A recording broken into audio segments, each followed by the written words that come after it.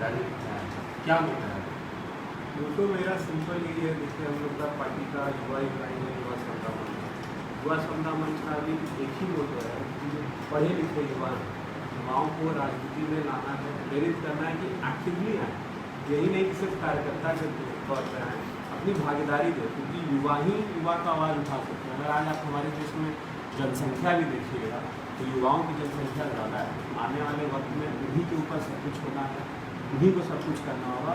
हम अपने लिए आवाज़ नहीं उठाएंगे तो बाहर से हमारी आवाज़ उठाने वाला नहीं आएगा। युवाओं की क्या परेशानी हो एक युवा ही समझ सकता है। तो हमारा यही तय है कि युवाओं को हम सक्रिय राजनीति में लाएं, युवा जब आए राजनीति करें, क्योंकि अब जो माहौल है वो माहौल में युवाओं को सशक्त रूप से आना पड़ेगा। कोई भी आंदोलन देखिएगा, जितने भी आंदोलन हो इस देश में, जेपी आंदोलन हो, राजस्थान आंदोलन हो या अन्ना का आंदोलन है, सब में युवा बैकबोन उसके लीड रहे हैं। हर आंदोलन के युवा ही रहे हैं। मगर अब इतने आज बिहार में हैं, ये पूरे देश में जितने भी समाजवादी नेता हैं युवा क्रांति से ही निकले और युवाओं को भूल गए।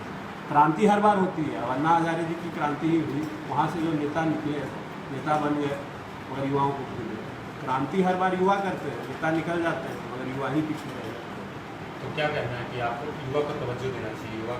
युवा को तवज्जो हम नहीं, युवा को खुद सक्रिय होना होगा। युवा अपनी आवाज़ खुद उठाएं, जुड़ें, आवाज़ अपने मुद्दों के लिए, अपने विचारों के लिए राजनीति करें। आज क्या हो गया, युवा थोड़े दिग्भ्रमित हो गए, बात सच्चाई है।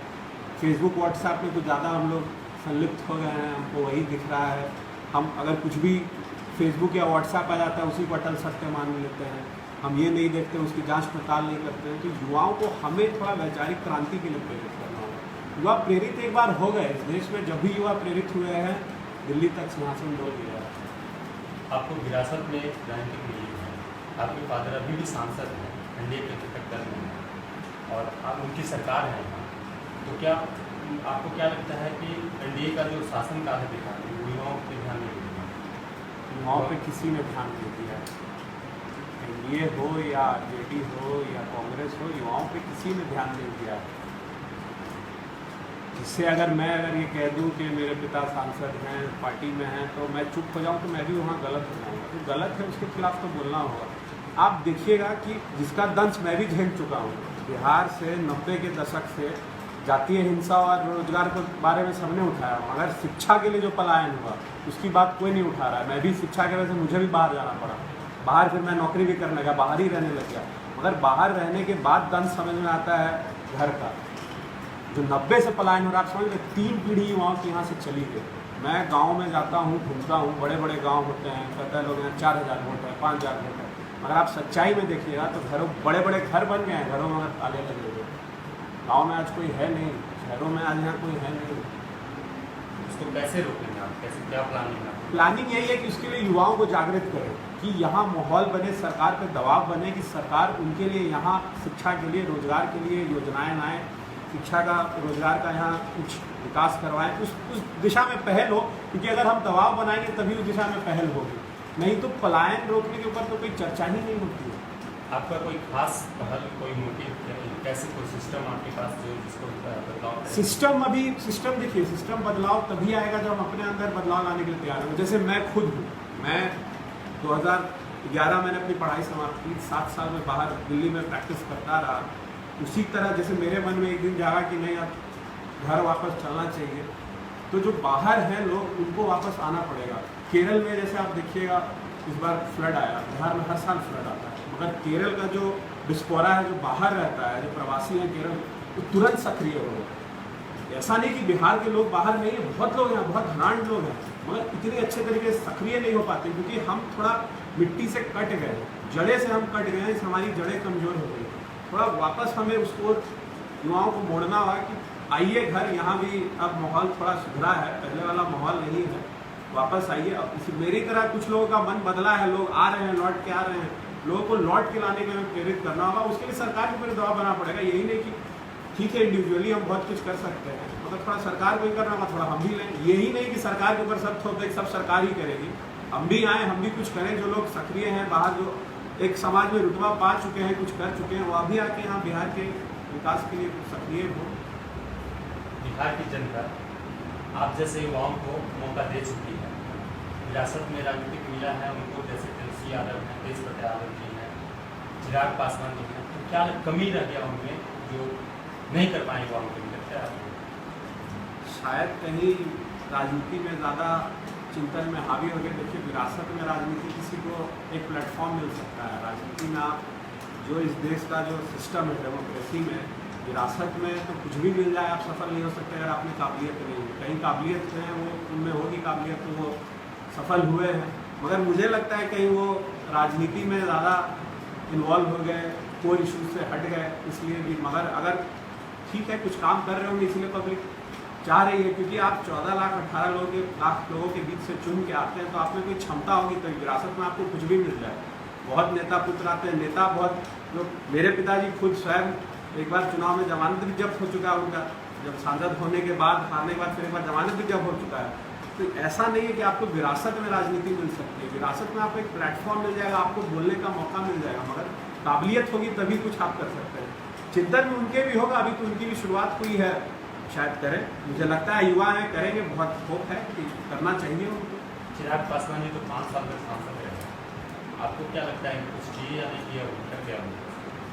अब उनके क्षेत्र के बारे में ज़्यादा मुझे जानकारी है नहीं, उस पर मैं कमेंट नहीं करना चाहूँगा। कुछ मगर कर ही रहे होंगे तभी सांसद बने हैं, कुछ काबिलियत है, उन्होंने कुछ किया होगा क्षेत्र के लिए तभी सांसद हैं। अगर नहीं करेंगे तो चुनाव में पता चल जाएगा।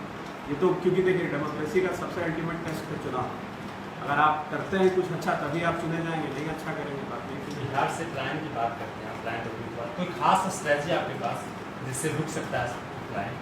पलायन रोकने के लिए यहाँ सबसे बड़ा चीज़ है कि देखिए रोजगार का तो सही में स्कोप नहीं है। दूसरा चीज़ है रोजगार का, अगर आप झारखंड में आप देखिएगा, झारखंड में भी बहुत स्कोप नहीं था। यहाँ तो हमारे पास स्कोप है, टूरिज्म है, बहुत बड़ा सेक्टर है टूरिज्म। आप मैं जैसे छोटी छोटी यूरोपियन कंट्रीज़ में गया हूँ, घूमा हूँ, बहुत छोटी छोटी जगह है, उनका पूरा जीविका चलता है आपका सिर्फ टूरिज्म का। हमारे यहाँ तो उससे ज़्यादा बहुत बड़ा सेक्टर है टूरिज्म का। साउथ में आप चले जाइए, नॉर्थ ईस्ट में चले जाइए, डेवलप हो रहा है, यहाँ डेवलप हो सकता है। टूरिज्म को ही डेवलप करें हम, बाकी चीज़ पे नहीं ध्यान दें। बाकी चीज़ पे अगर आप धीरे धीरे आप कहते हैं ठीक है हम अभी बाहर से इतना फंडिंग नहीं ला सकते, इंडस्ट्रीज को उतना हम नहीं कर पा रहे हैं। झारखंड में इंडस्ट्रीज भरे जा रहे हैं, वहाँ लोग जा रहे हैं, इंडस्ट्रीज भर भर के जा रहे हैं। तो यहाँ भी माहौल अब है, आप इंफ्रास्ट्रक्चर दीजिए, यहाँ भी लोग आएंगे। टूरिज्म डेवलप कीजिए ना। टूरिज्म पे तो गवर्नमेंट अगर मतलब फुल्ली गवर्नमेंट सपोर्टेड नहीं है, गवर्नमेंट थोड़ा सपोर्ट कर देना। इसमें तो टूरिज्म भी बहुत स्कोप है बिहार में। बुद्ध का आपका इतना बड़ा सर्किट है, काल चक्र के समय आप लोग भी देखते हैं विदेश से कितने सैलानी आते हैं, सबसे ज़्यादा सैलानी आते हैं बिहार में। मगर फिर भी इस सेक्टर पे थोड़ा तो सबको सक्रिय होना पड़ेगा, इसमें हमारी भी गलती है। युवाओं के लिए कोई खास स्ट्रैटेजी? युवाओं की स्ट्रैटेजी हमारी यही है कि अभी उनको हम थोड़ा प्रेरित करें वैचारिक क्रांति की ओर। अभी जो क्या हो गया है युवाओं में कि हम पढ़ाई का एक देखिए क्या होता है, युवाओं को कहा जाता है तो लोग समझते हैं कि कोर्स की किताबें हम पढ़ें, मतलब थोड़ा हमको हिस्ट्री अपना ज्योग्राफी जानना पड़ेगा। हम अगर कुछ अंदर से हमें पता होगा तभी हम कुछ कर सकेंगे, नहीं तो हमें लोग बरगलाते रहेंगे, युवा को बरगलाया जाता है। युवा क्या होता है, हर पार्टी में देखिएगा किन्हीं काम के लिए यूज़ किया जाता है, जो मेरा अपना आकलन है, शायद गलत भी होगा। पोस्टर लगाने के लिए, कुर्सी लगाने के लिए या नारा लगाने के लिए। युवाओं को इस मेंटालिटी से निकल के रहना होगा कि हम भी राजनीति में अब सक्रिय होंगे, हमें हमारी भागीदारी चाहिए, भीख नहीं चाहिए। बहुत बड़े नेता ने कहा था कि हमें भीख नहीं, 94 में गांधीनाथ ने कहा था भीख नहीं भागीदारी चाहिए। अब हम युवाओं को भी भीख नहीं भागीदारी चाहिए। युवा प्रेरित होंगे, युवा को हमें प्रेरित करना होगा। कुछ युवा हैं प्रेरित, बहुत लोग हैं प्रेरित, उनको सबको इकट्ठा करके प्रेरित करना होगा कि देखिए जात जमात अब हो गया है, अब थोड़ा अपने लिए भी सोचा जाए किस तरह बिहार में विकास हो। और क्योंकि पॉपुलेशन हमारा ही है, आने वाला टाइम हमारा ही है, हमें उसके लिए थोड़ा सोचना पड़ेगा, चिंतन करना होगा। सुनने में आ रहा है कि आप अपने पिताजी को भी अपनी पार्टी में लाने वाले हैं खास तरीके। अब ये तो उनकी अपनी मर्जी है, अब मेरे कहने पे आ जाए तो बहुत ही अच्छी बात है, क्यों नहीं चाहेंगे। अगर अभी उस पार्टी रालोसपा में हैं, जब तक रालोसपा में हैं तब तक मैं उनके बारे में कुछ कह नहीं सकता कि क्या करेंगे।